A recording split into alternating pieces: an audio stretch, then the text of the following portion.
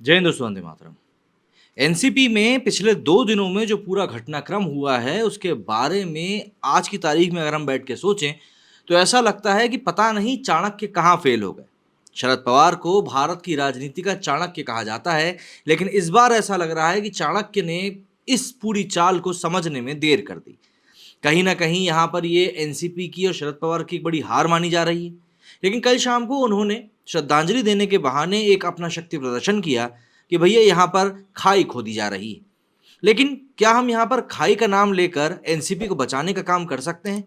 क्योंकि national party का दर्जा अब उनसे धीरे धीरे छिनता जा रहा है। तो ऐसे में उनके सामने कई सारी विडंबनाएं हैं।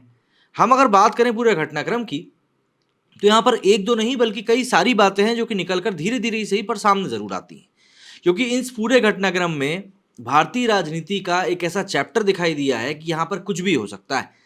एनसीपी प्रमुख शरद पवार का पावर गेम ऐसा माना जाता था कि वो कब क्या कर जाएं, किसी को झटका दे जाएं, पता ही नहीं चलता।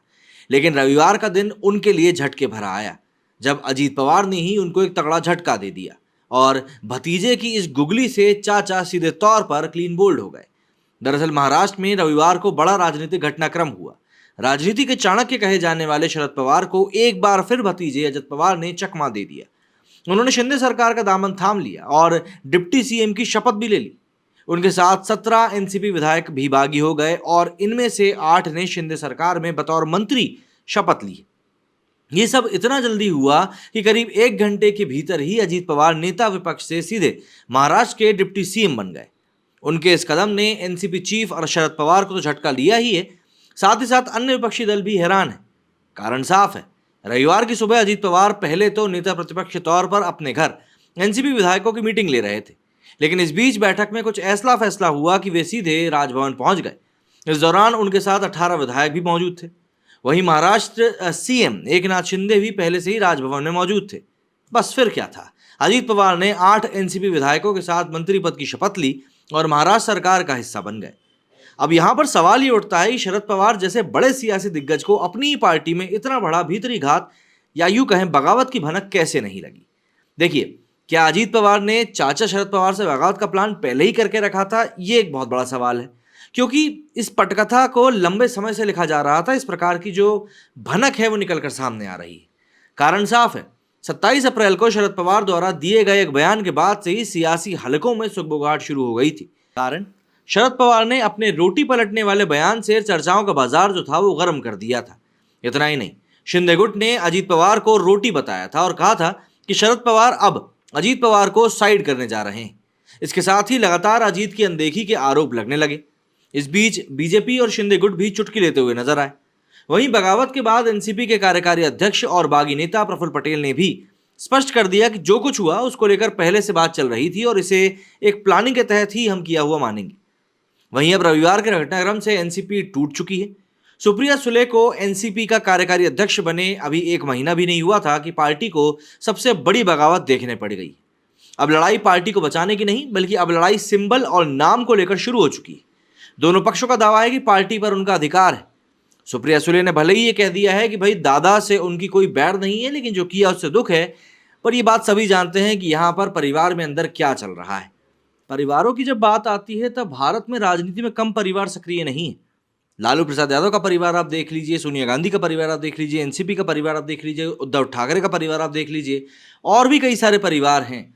लेकिन इन सबके बीच में शरद पवार ने 27 अप्रैल को मुंबई में आयोजित युवा मंथन कार्यक्रम के दौरान कहा था कि किसी ने मुझे कहा कि रोटी सही समय पर पलटनी होती है, अगर आप सही समय पर इसे नहीं पलटते हैं तो वो कड़वी हो जाती है।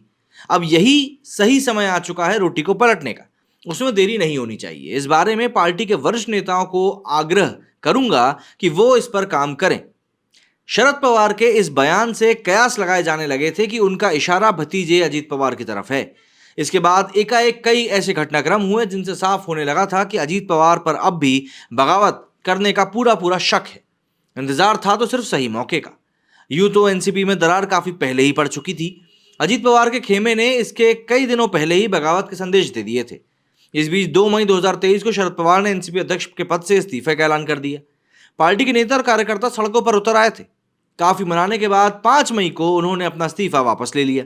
वापस किससे लिया वैसे समझ में नहीं आया, क्योंकि वो खुद ही तो अध्यक्ष थे। खैर, इस घटनाक्रम को शरद पवार का मास्टर स्ट्रोक माना जा रहा था।